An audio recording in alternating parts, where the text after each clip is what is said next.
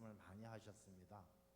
오늘 본문의 말씀을 32절까지 읽었는데 33절 말씀을 보면 예수께서 이러한 많은 비유로 그들이 알아들을 수 있는 대로 말씀을 가르치시되 이렇게 기록하고 있습니다.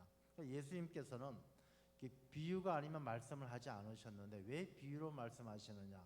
이 비유로 하시는 말씀 이유가 신비한 것, 잘 알아듣지 못하는 것들을 알아듣기 쉽게 그렇게 말씀하시기 위해서 비유로 말씀하시는 것이죠.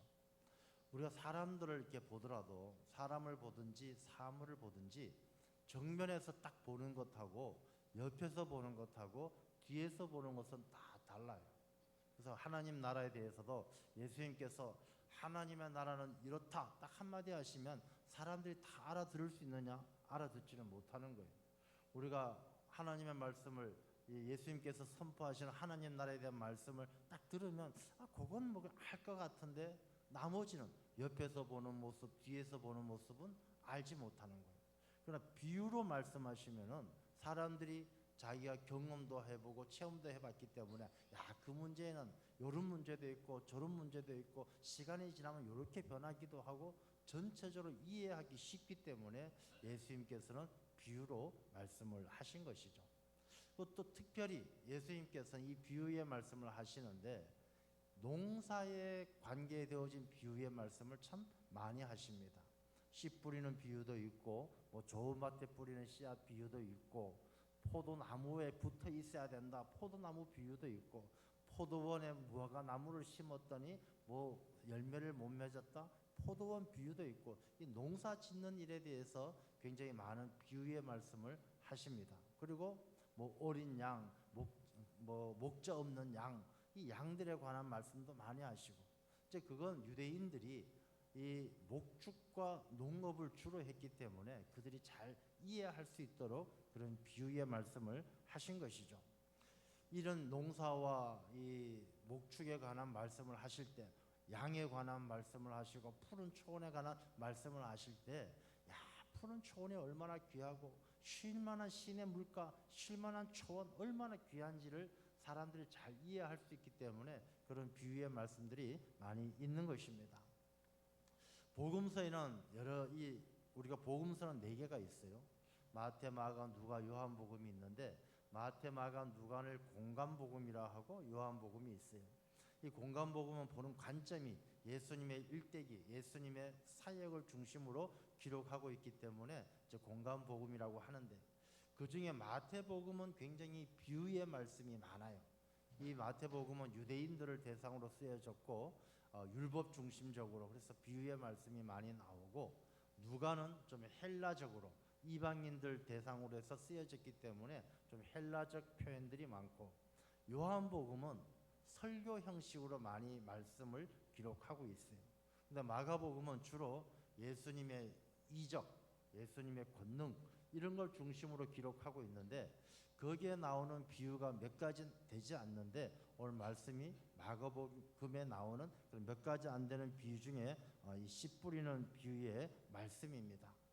그래서 이 씨 뿌리는 비유의 말씀을 비유로 하신 이유를 우리 아까 말씀드린 것처럼 조금 다양하게 또 깊이 있게 잘 우리가 이해할 수 있도록 주시는 말씀인데 이 말씀을 통해서 우리가 꿈꾸는 하나님의 나라 우리가 입춘을 앞두고 겨울이 지나고 새 봄을 맞이하듯이 우리가 세상의 삶이 아니라 하나님이 기뻐하시는 하나님 나라 백성으로 살기 위해서는 우리의 삶을 어떻게 살아야 될까 하는 것을 이 말씀을 통해서 나누고자 하는 것입니다. 자, 씨앗은 굉장히 소중하죠. 씨앗이 아주 중요합니다. 그래서 성경 말씀 요 앞에도 이 씨앗에 관한 비유의 말씀이 여러 개가 나와요. 씨앗의 비유를 보면은 좋은 밭의 비유가 있죠. 씨앗을 막 뿌리는데 길가도 있고 돌밭도 있고 가시덤불도 있고 좋은 밭도 있는데 이 좋은 밭에 떨어져야 30배, 60배, 100배의 결실을 거둔다라는 말씀이 있어요. 이 비유의 말씀은 아무리 좋은 씨앗이 다 뿌려져도 밭이 나쁘면 결실을 맺지 못한다. 그런 것을 말씀해 주는 것이죠. 좋은 밭이 중요하다. 그런 말씀도 있고 또 다른 어떤 비유를 보면 똑같은 밭이지만 알곡과 가라지가 있어요. 주인이 알곡을 뿌려 놓았는데 밤에 마귀가 와서 가라지를 뿌려서 같은 밭이지만 알곡도 있고 가라지도 있고, 그래서 이 알곡과 가라지, 우리가 같은 밭에 있지만은 하나님께서 주시는 마음이 있고 마귀가 주는 마음이 있어요. 그래서 알곡과 가라지 이 비유는 우리가 정말 하나님이 주시는 중심을 잘 잡아야 되지, 마음이 좋은 밭이라고 다 좋은 게 아니란 뜻입니다. 내가 마음이 너무 좋아가지고 이 사람도 좋고 저 사람도 좋고, 그래서 교회 오면 믿음 생활 잘하는 믿음 좋은 사람이고, 또 직장 가면 직장 사람들하고 어울려서 놀기 좋아하고 술 잘 먹는 사람이고, 이래도 좋고 저래도 좋고, 그래서 안 된다는 말씀의 의미가 담겨 있는 것이죠. 그리고 오늘 본문의 말씀 뒤에 나오는 겨자씨 비유도 작은 씨앗이지만 하나님께서 역사하시면 놀라운 역사가 일어난다는 그런 것을 비유로 말씀해 주고 있어요. 근데 오늘 이 본문의 말씀 26절부터 우리가 29절까지의 말씀을 보면, 이 말씀은 뭐 특별한 거 없이 그냥 평범하게 농사에 관한 말씀을 하셔요. 한번 살펴보면 하나님의 나라는 사람이 씨를 땅에 뿌린 것 같다. 하나님의 나라는 사람이 씨를 땅에 뿌린 것 같은데, 그 씨가 그가 밤낮 자고 깨고 하는 중에 씨가 나서 자라서 어떻게 그리 되는지를 알지 못하느니라. 땅이 스스로 열매를 맺되 처음에는 싹이요, 씨를 땅에 뿌려놨더니 그 땅에서 밤낮을 지나서 시간이 지나니까 땅에서 싹이 나고, 다음엔 그것이 이삭이 되고, 그 다음엔 이삭의 충실한 곡식이 되고, 열매가 익으면 곧 낫을 되어서 추수 때가 이르렀다. 그러니까 특별하게 뭐 좋은 밭이 좋은 것이다, 씨앗이 좋아야 된다, 이런 말씀도 없고, 씨를 땅에 뿌려 놓으면 싹이 나고 이삭이 되고 자라서 충실한 곡식이 되고 추수 때가 되면 낫을 돼서 베어낸다. 이게 하나님의 나라다. 이렇게 말씀을 하고 있는 것이죠. 도대체 이게 조금 이해하기 어려운 그런 말씀인데, 자, 이 말씀에 어떤 의미가 있는가를 우리가 깊이 생각을 해보아야 합니다. 자, 먼저 이 말씀 중에 우리가 생각할 수 있는 것은 생명의 신비예요. 생명의 신비. 우리가 그냥 단순하게 씨앗을 뿌리고 싹이 나고 이삭이 되고 곡식이 되고 추수한다는 것이, 이게 그 가운데 먼저 생명의 아주 놀라운 신비가 그 안에 담겨 있음을 말씀하는 거예요. 하나님의 나라는 우리가 물질적으로 돈 주고 살 수 있는 것도 아니고, 우리가 뭐 다른 걸로 대체할 수 있는 것이 아니라 정말 생명의 문제고 아주 신비의 문제다라는 것을 말씀해 주는 거예요. 농사 짓는 사람들은 알거든요. 농사 짓는 사람들은 이 씨를 뿌리는 거, 싹이 나고 이삭이 되고 이게 열매를 맺는다는 것이 하루아침에 단순하게 되는 것이 아니라 정말 좋은 씨앗을 마련해서 그 씨앗을 심고 기다리고 물 주고, 그것이 싹이 나고 이삭이 되어서 자라면서 그 모진 폭우와 바람을 다 이겨내고 이 그 곡식을 얻을 수 있는 추수대가 된다는 것이 얼마나 오랜 기다림 속에 이루어지는 일인지 잘 알거든요. 그래서 하나님의 나라는 생명의 신비가 있고, 이게 그냥 하루아침에 누군가 어디 가서 돈 주고 사올 수 있는 것처럼 그런 것이 아니라, 정말 우리가 기도하고 하나님의 역사 가운데 얼마나 깊이 동참해야 이루어질 수 있는 것인가 하는 것을 말씀해 주고 있는 것이죠. 자, 모든 생명은요 다 자라게 되어져 있어요. 살아있는 것은 조금씩 속도의 차이는 있을지 모르지만 다 자라는 거예요. 동물도 자라고 식물도 자라고 사람도 자라요. 우리 이 사람이 태어날 때는 얼마나 한없이 연약한 존재입니까? 우리가 이 싹인 것처럼, 어린 새싹처럼, 새싹은요 여러분들 이제 입춘이 지나면 우수가 지나고 경칩이 되면 막 새싹들이 나옵니다. 지금도 하단에 이렇게 보면 파릇파릇한 기운이 보여요. 이 새싹 한없이 여린 것이죠. 그런데 이 새싹이 자라서 이삭이 되고 곡식을 맺을 때 되면은 이 나무가 튼튼하게 되어지고 아주 좋은 나무가 되는 것이죠. 사람도 마찬가지. 사람도 자라지 않는다라면 정말 아무짝에 쓸모 없을 것입니다. 만약에 사람들이 태어난 모습 그대로 평생을 살아간다라면 아마 며칠, 몇 달도 못 살고 다 죽을 것입니다. 사람은 성장하기 때문에 태어날 때는 한없이 연약하지만 그 사람이 자라서 만물의 영장이 되어서 하나님께서 말씀하신 것처럼 온 세상을 정복하고 다스리는 그런 사람이 되는 것이죠. 여러분, 이 말씀 속에 사람이 성장한다는 것, 자란다는 것이 얼마나 놀라운 힘이 있는가를 우리가 알아야 되는 것이죠. 이 본문의 말씀은 하나님의 나라는 작은 씨앗처럼 작지만 겨자씨같이 작지만 이것이 자랄 때는 얼마나 놀라운 이 땅 가운데 놀라운 역사가 일어나는지를 말씀해 주고 있는 것입니다. 여러분 우리가 육신도 자라지만 신앙도 자라야 돼요. 신앙생활도 우리가 처음에 예수님을 만났을 때는 다 어린아이 같아요.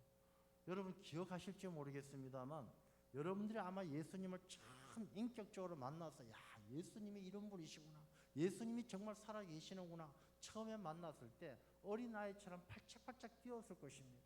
너무너무 좋은 것이죠. 예수님 생각만 해도 눈물이 쭉 나고 교회 십자가만 봐도 눈물이 쭉 나고. 저도 요즘 뭐 가끔 보면요, 우리 교회 앞을 지나가던 분 중에 어떤 분은 자전거 타고 가다가 탁 세워놓고 교회 십자가를 보면서 한참 기도하다가 지나가시는 분들이 계셔요. 아마 그런 분들은 십자가만 봐도 막 마음이 두근두근하고 너무너무 어린아이처럼 기쁠 것입니다. 근데 그 믿음이 거기에서 어린아이에 머물면요 늘 그대로예요. 그 어린아이의 믿음이 점점 자라나서 장성해야 하나님께 쓰임받고 하나님께서 기뻐하시는 삶을 살 수 있는 것이죠. 우리가 고린도전서 13장 11절의 말씀을 같이 한번 보도록 하겠습니다. 고린도전서 13장 11절 같이 한번 읽어보겠습니다. 내가 어렸을 때에는 말하는 것이 어린아이와 같고 깨닫는 것이 어린아이와 같고 생각하는 것이 어린아이와 같다가 장성한 사람이 되어서는 어린아이의 일을 버렸노라. 아멘. 여러분 사람은요 이게 장성하게 되어지면 어린아이와 같은 생각 또 어린아이의 때와 같이 이해하는 것 이걸 다 버리고 새로운 사람이 돼야 돼요. 어른이 돼야 돼요. 장성한 사람. 그래서 어른은 아이들하고 생각하는 게 달라요. 아이들은 자기에게 빵이 한 조각 있다. 이 빵은 자기 먹기 바빠요. 뭐 남들 줄 생각도 안 하고 누가 달라 그러면 안 줘 하고 때를 쓰고 어떻게든 자기 먹는 것밖에 몰라요. 또 어른이 되면 자기 배가 고파도 더 배고픈 사람이 있으면 줄 알잖아요. 내가 갖고 싶어도 더 필요한 사람이 있다라면 양보할 줄 아는 것이죠. 이 사람은 장성하면 생각이 달라지고 살아가는 방법이 달라져요. 우리가 신앙생활도 마찬가지입니다. 신앙생활도 어린아이와 같았을 때는 처음에 신앙생활할 때는 그냥 내가 대접받기 원하고 나를 인정해 주기를 원하고 어디 가도 알아주기를 원하지만 어른이 되어지면 누가 좀 알아주지 않아도 누가 좀 자기 자신을 인정해 주지 않아도 하나님께서는 다 아실 것이라는 믿음으로 어른처럼 장성한 사람처럼 그렇게 배려할 줄 알고 참을 줄 알고 인내할 줄 알고 그렇게 사람이 장성해지는 것이죠. 자, 그런데 사람은 이 씨앗이 자라는 것처럼 믿음이 자라는 것처럼 이 자란다는 것이 그냥 시간만 지나면 저절로 자라느냐? 야, 저 사람 교회에 나오더니 10년 지나더니 참 장성하고 20년 지나니까 아주 대단히 훌륭한 사람이 되느냐? 여러분 자기 자신 한번 돌아보십시오.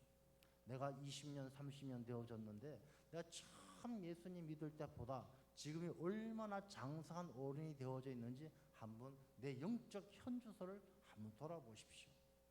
아마도 점점 오히려 더 어려지고 더 미성숙해진 내 모습이 아닌가라는 생각이 들 때가 있어요.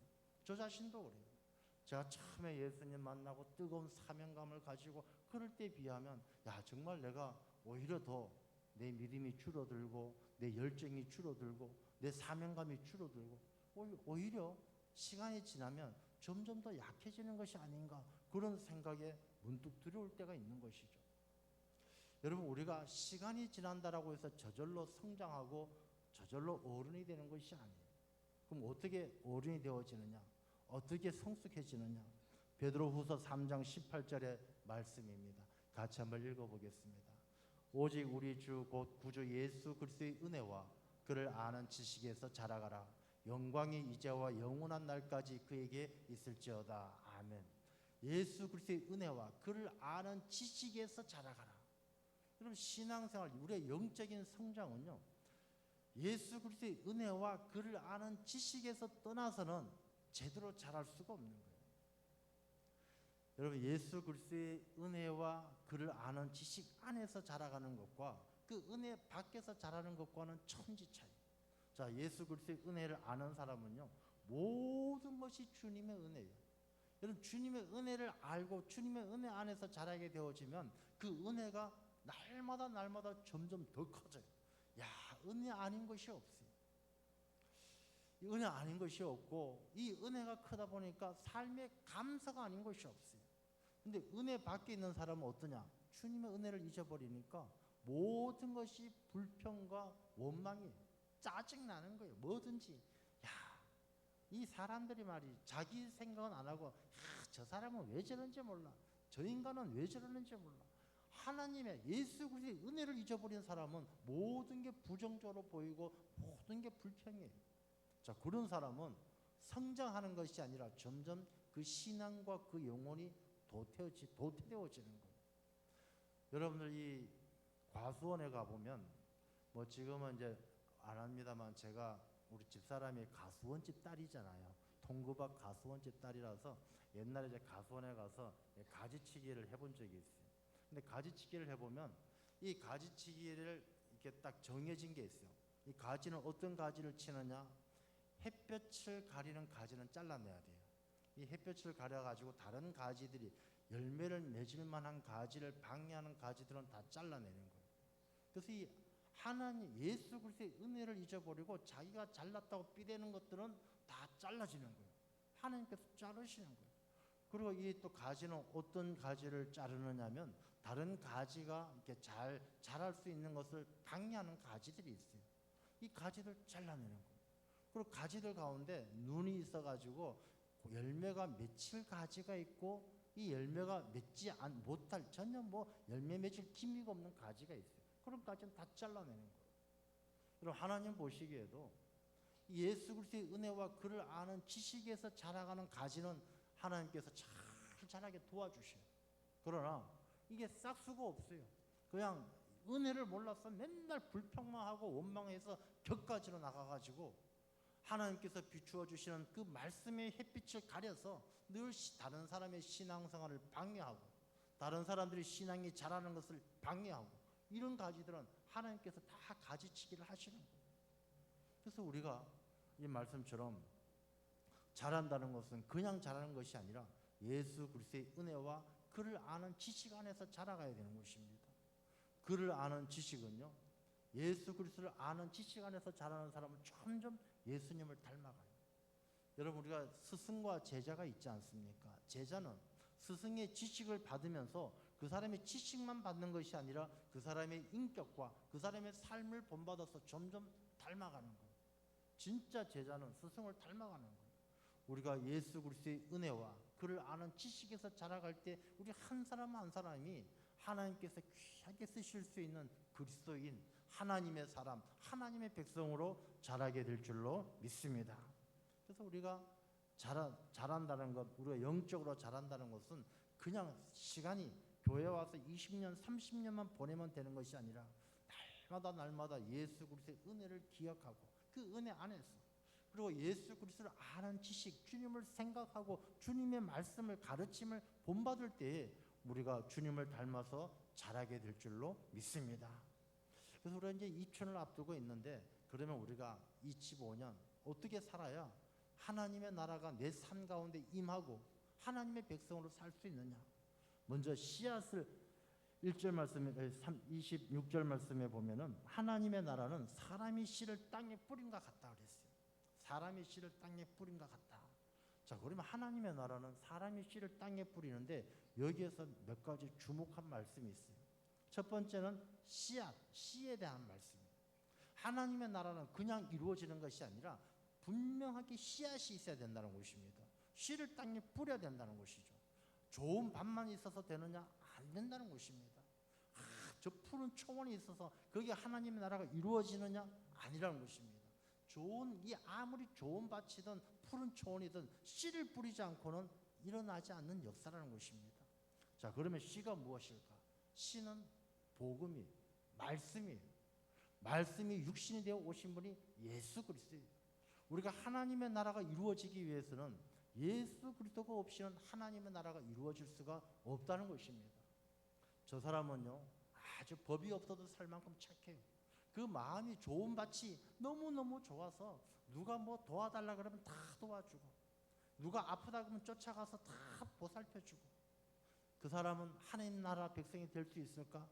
안 된다는 것입니다. 왜? 그 마음에 예수 그리스도의 씨앗이 뿌려지지 않고는 하나님의 나라가 임하지 않는다는 것입니다.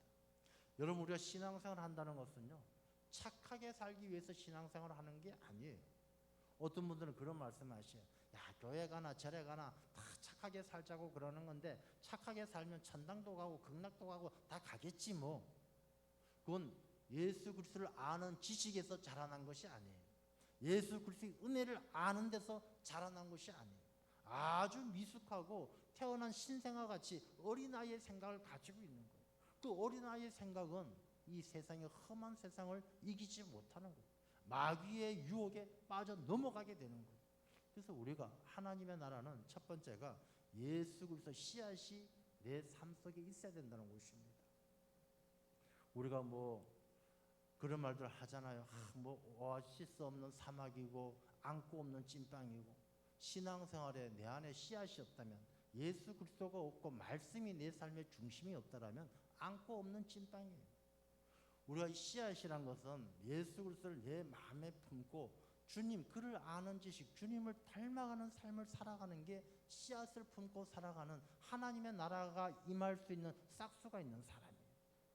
여러분, 씨앗을 한번 생각해 보십시오. 씨앗이라는 것이 땅에 뿌려진다는 게 우리가 생각하기엔 아무것도 아닌 것 같지만, 한번 잘 생각해 보면 이 씨앗은 주님께서 이 땅에 오신 거예요. 주님께서 이 땅에 오셔서, 여러분, 씨앗을 우리가 뿌릴 때 보면요, 이렇게 바구니에다 씨앗을 들고 다니면서 툭툭 던집니다. 땅에다가, 씨앗의 입장에서 보면 땅에다 내동댕이 치는 거예요. 여러분, 우리가 예수님은 이 땅에 말구유에 내동댕이 쳐주신 것 아니겠습니까? 여러분, 우리가 주님을 생각한다면 우리가 이 세상 가운데 하나님의 나라가 이루어지기 위해서 내동댕이 쳐지는 건 기쁨으로 감수해야 된다는 것입니다. 우리가 대접받으려고 하고, 내가 뭔가 인정받으려고 하고, 그래서는 내 삶이, 내 주변의 삶이 나를 통해서 하나님의 나라가 이루어지는 것이 아니라 늘 불평과 부정과 원망밖에 없다는 것이죠. 우리의 삶이 씨앗처럼 내동댕이 쳐질지라도 내가 하나님께서 보내심을 받은 사람으로 생각하고 우리가 기꺼이 이 세상 가운데 하나의 씨앗이 돼야 한다는 것입니다. 그리고 씨앗은요, 땅에 떨어지면은 그냥 땅 위에 있느냐, 땅 위에서 있으면요 금방 햇빛에 말라버리거나 아니면은 새들이 와서 쪼아먹어요. 이 씨앗은요 땅 속에 덮여져야 돼요. 감춰져야 돼요. 여러분, 우리가 이 씨앗이라는 것은 뿌려지면은 정말로 이름도 없이 빛도 없이 그 캄캄하고 알아주지 않는 곳에서 자기 자신이 죽어가야 그 자기 자신의 죽음으로 새로운 싹이 나는 거예요. 한 알의 밀알이 땅에 떨어져 죽어야만이 거기서 새 싹이 나오는 거예요. 사도 바울이 그렇게 고백합니다. 나는 날마다 죽노라. 왜 죽겠습니까? 사도 바울은 자기 자신이 하나님의 나라를 위한 하나의 씨앗이 되어야 된다는 것을 알았기 때문에 나는 날마다 죽노라 그렇게 고백하는 거예요. 날마다 죽는다는 게 내 목숨이 딱 죽는 것, 내 숨이 끊어지는 것, 그 죽음이 아니잖아요. 그 죽으면 누가 제정신인 사람이 나 오늘도 죽고 내일도 죽고 맨날 숨이 끊어질 거야 그렇게 고백하는 사람이 어디 있겠습니까? 내가 날마다 죽노라는 것은 내가 하나님의 나라를 위해서 예수 그리스도의 은혜와 그를 아는 지식에서 살아감으로 내가 주님을 위해서 기꺼이 내 모든 것들을 이름도 없이 빛도 없이 땅속에 묻혀서 하나의 씨앗처럼 죽어서라도 내가 새로운 세상 하나님의 나라를 이루기 위해서 새로운 싹을 기꺼이 만들어낼 것이라는 그런 사도 바울의 고백이죠. 그 다음에 두 번째, 하나님 나라를 위해서는 씨앗만 있어서 되는 것이 아니라 사람이 있어야 돼요. 사람이 씨를 땅에 뿌리잖아요. 사람이 있어야 됩니다. 하나님은 사람을 통해서 일하십니다. 그래서 하나님은 모세를 부르시고 다윗을 부르시고 사도 바울을 부르시는 것이 하나님은 이 땅에 사람들을 통해서 일하십니다. 그래서 하나님은 이 땅에 하나님 나라를 이루기 위해서 사람을 부르시는데, 우리 로마서 10장 14절의 말씀입니다. 로마서 10장 14절의 말씀 같이 한번 읽어보겠습니다. 그런즉 그들이 믿지 아니하는 이를 어찌 부르리요? 듣지도 못한 이를 어찌 믿으리요? 전파하는 자가 없이 어찌 들으리요? 사람이 씨를 뿌리지 않으면 도저히 이 세상에는 이 복음의 씨앗이 싹을 틔울 수 없다는 것입니다. 전하는 사람이 없는데 어떻게 들을 수 있겠습니까? 어떻게 말해주는 사람이 없는데 어떻게 들을 수 있겠습니까? 절대적으로 사람이 씨를 뿌리는 것처럼 복음을 전하는 사람이 있어야 돼요. 우리가 원래 표어가 성령의 능력으로 부흥하는 교회인데 저 딱 써놓는다고 우리 교회가 성령의 능력으로 부흥하느냐? 절대로 그렇지 않아요. 성령의 능력으로 부흥하는 교회가 되기 위해서는 한 사람 한 사람이 성령 충만해서 이 복음을 전하지 않고는 씨를 뿌리지 않고는 견딜 수 없는 그런 역사가 한 사람 한 사람에게 일어나야 한다는 것입니다. 제가 아는 어떤 권사님은요 아주 전도를 열심히 해요. 전도를 열심히 하는데 그래서 제가 어느 날 물어봤어요. 권사님, 전도를 왜 이렇게 열심히 하십니까? 자기가 한 젊어서 한 40대에 예수님을 믿고 신앙생활을 시작했는데 자기가 믿으니까 너무너무 좋더라는 거예요. 예수님이 너무 좋고 교회가 너무 좋은데 자기가 처음에 새신자로 왔을 때 자기 친구들하고 옆집 사람들 다 너무너무 원망스럽더라는 거예요. 왜요? 자기 옆집이 너무너무 교회 장로 집안이에요. 그 옆집이 장로 집안이고 자기하고 굉장히 친해요. 일주일에 한 번씩 같이 밥도 먹고 왕래하고 형제처럼 지내는 집안이 있는데 장로 집안인데 그렇게 교류하고 10년이 지냈는데도 자기한테 교회 가자 말 한마디 안 하더래요. 예수 믿으란 말 한마디를 안 하더래요. 자기 친구들 중에 교회 다니는 친구들이 그렇게 많은데 그 친구들 중에 누구 한 명 자기 보고 야 우리 교회 가자 그 소리를 안 하더래요. 그래서 자기가 예수 믿고 나니까 이렇게 좋은 걸 너네만 믿었느냐 그 마음에 원망이 생겨서 자기는 그런 원망 안 들으려고 그냥 아무나 한테 닥치는 대로 복음을 전한다는 거예요. 여러분들 주변에서도요 누군가 여러분들이 복음을 전해주기를 손꼽아 기다리는 그 복음을 누군가 전해주기를 누군가 복음의 씨앗을 뿌려주기를 간절히 원하는 그런 심령이 있다는 것을 여러분들 모두가 기억해야 될 줄로 믿습니다. 여러분들 저 인간이 무슨 교회 나오겠어? 아니에요. 하나님은 그런 사람을 쓰셔요. 사울 같은 사람도 하나님께서 사용하셔서 바울로 만들어 주셔요. 여러분들 주변에 올 한 해 복음의 씨앗을 뿌림으로 여러분의 삶 가운데 하나님의 나라가 임하는 놀라운 은혜가 있기를 축원합니다. 여러분들 형제나 여러분들 옆집 사람들 중에 정말로 그 심령이 목자 잃은 양처럼 어떻게 살아야 될지 알지 못함으로 누군가 자기를 이끌어주고 누군가 주님의 하나님의 나라를 이끌어주기를 원하는 심령들이 있다는 것을 기억하시고 날마다 복음의 씨앗을 뿌릴 수 있는 그런 사람이 돼야 내 삶에 하나님의 나라가 임한다는 것입니다. 세 번째 있어야 될 것이 무엇이냐? 땅이에요. 땅. 여러분 땅 씨앗을 뿌리는데 이 씨도 있어야 되고 사람도 있어야 되는데 뿌려야 될 땅이 필요한 것이죠. 근데 여러분 땅이라는 것은요 그냥 우리가 비유의 말씀 중에 아무 때나 뿌리다 보면은 좋은 땅에 떨어져서 열매 맺기도 하지만 또 이 말씀 속에 깊이 생각해 보면 길가와 같은 땅, 돌밭과 같은 땅, 가시덤불과 같은 땅에 씨앗 뿌려도 안 되니까 그 땅을 잘 개간해라라는 의미도 담겨 있는 거예요. 여러분 우리 주변의 사람들에게 다짜고짜 가서 교회 가자 하고 복음을 전도를 합니다. 근데 그 사람의 마음이 길가와 같아가지고 세상 돌아다니는 거 좋아하고 세상 이야기만 좋아하는데 그 이야기가 귀에 들어오겠습니까? 그냥 새가 물어가듯이 그 이야기 귀에도 안 들어오는 거예요. 그럼 그 사람에게 복음을 전하기 위해서 어떻게 해야 되겠습니까? 그 사람의 마음이 길가가 아니라 좋은 밭을 만들어야 되죠. 그 사람이 자꾸 세상 사람들과 어울리는 것 좀 못 어울리도록 내가 자주 만나 이야기하고 서로 좀 깊은 대화도 하면서 그 사람의 삶을 이 세상하고 차단을 시켜야죠. 우리가 산에 등산 갈 때 막 산이 황폐화되고 이러면 등산로를 딱 출입 금지시키고 안식년 들어가요. 30년 정도 지나고 나면 또 그 산이 회복되어지지 않겠습니까? 마찬가지로 사람의 마음을 바꾸어 놓으려면 길가와 같은 돌밭과 같은 마음이 있는 사람은 그 사람에게 다가가서 우리 같이 식사 한번 합시다. 차 한잔 마십시다. 늘 시간을 같이 하면서 그 마음을 개간을 해야 되죠. 개간해서 그 땅에 그 마음이 좀 길가와 같은 땅이 일구어지고 돌밭과 같은 마음이 돌들이 좀 뽑히고 나면 우리가 씨앗을 뿌려야 되는 것이죠. 땅은 만드는 것이지 그냥 주어지는 것이 아니에요. 어떤 청년이 시골에서 살다가 옆집 아저씨와 다툼이 있었어요. 말다툼이 생겨서 싸우다 보니까 마음이 상했어요. 야, 내 복수해야지. 그 옆집 아저씨, 농부 아저씨가 농사 크게 짓는데 그 땅에 갖다가 잡초 중에서도 아주 그냥 이 끈질긴 잡초, 뭐 절대로 죽지 않는 잡초 씨앗을 가져다가 그 밭에다 다 뿌려버렸어요. 그 좋은 밭이 완전히 잡초밭이 되어버렸어요. 근데 얼마 지나지 않아서 이 청년이 그 옆집 농부 아저씨 딸하고 눈이 맞아서 결혼하게 되어졌어요. 근데 결혼하고 나니까 그 옆집 농부가 그 잡초밭을 이 사위에게 주는 거예요. 원래 이 좋은 밭일 때 내 딸에게 명의 변경 다 해줘서 이 딸 소유였는데 이 딸이 시집가면 주려고 그 좋은 밭을 딸 이름으로 해놨는데 누가 어느 놈이 와서 잡초 씨앗을 뿌려가지고 이 모양이 됐지만 내가 딸한테 줄 건 이거밖에 없네 하면서 잡초밭을 그 옆집 청년에게 준 거예요. 이 청년은 한 10년 동안 잡초 제거하느라고 죽을 고생했다는 거 아니겠습니까?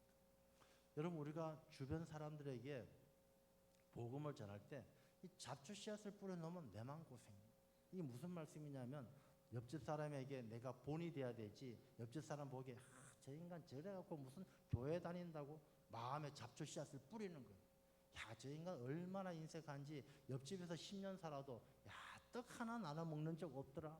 그 마음의 밭에 잡초 씨앗을 뿌리는 거예요. 그 나중에 자기가 그 마음의 밭을요 다 개간해야 될 책임이 심은 대로 거두리란 말씀하는 것처럼 자기에게 책임이 돌아오는 거예요. 우리가 하나님의 나라가 임한다는 것은 좋은 땅을 만들듯이 우리 주변 사람들에게 섬기고 베풀고 그 마음속에 있는 돌도 캐내고 잡초도 캐내고 그 길가와 같은 마음을 녹일 수 있는 그런 사람이 되어야 내가 복음의 씨앗을 뿌리는 사람이 되어서 내 삶이 점점 하나님 나라 백성으로 합당하게 살아가는 그런 은혜가 임하게 될 줄로 믿습니다.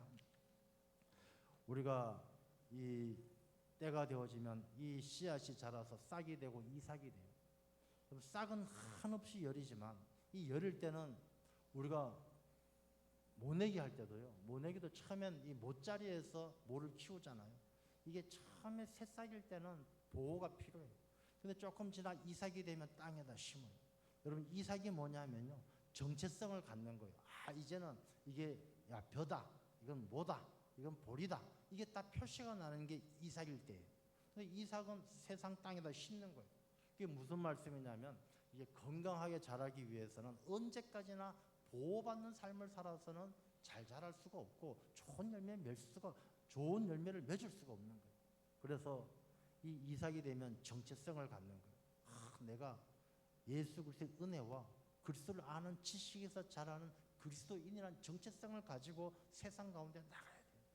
저는 이렇게 어디 가서 식당 가서 밥 먹을 때 기도하는 사람 보면 야, 저 사람 참 대단하다 생각해요. 그래서 사람들 뭐 식당 가서 기도 안 하려고 기도하는 척만 하는 사람도 많고 눈 잠깐 깜빡거렸다가 그냥 자기는 기도했다고 밥 먹는 사람도 많아요. 얼마 전에 연예인들 이제 연말에 대상 받으면서 소감하잖아요. 거기서 하나님 아버지께 감사드립니다. 신앙 고백하는 사람 대단하다고 생각해요. 작년인가요? 최수정이 엉엉 울면서 모든 것이 하나님의 은혜가 아닌 것이 없습니다. 막 그렇게 고백을 하더라고요. 이삭은 자기 정체성을 가지고 사는 사람이 좋은 열매를 맺는 거예요. 여러분, 우리가 2025년 내가 그리스도인이라는 정체성을 가지고 살아야 될 줄로 믿습니다. 그리고 그것이 때론 불편할 수도 있어요. 아, 저 사람 교회 다니는 사람, 저 사람 그리스도인이야. 그게 불편할 수도 있어요. 나쁜 말 못하고 욕 못하고 딴짓 못하고. 그러나 그 정체성을 하나님께서 알아주셔요. 하나님께서 알아주신다는 것은 그 사람에게 그에게 맞는 좋은 열매를 맺게 하셔요. 여러분, 좋은 열매는 좋은 나무에서 저절로 만들어져요. 내가 좋은 나무가 되면 저절로 좋은 열매가 맺히는 거예요. 우리가 올 한 해 하나님의 나라, 하나님의 백성, 좋은 나무가 되기 위해서 내가 씨앗처럼 살아가고 씨 뿌리는 사람처럼 살아가고 씨 뿌리기 좋은 땅을 만들어서 살아가는 일에 힘쓰면 바로 내 삶의 터가 하나님의 나라가 되고 좋은 열매가 풍성함으로 하나님의 영광을 드러낼 수 있는 축복의 한 해가 될 줄로 믿습니다. 그런 귀한 삶이 되시기를 주님의 이름으로 축원합니다. 하나님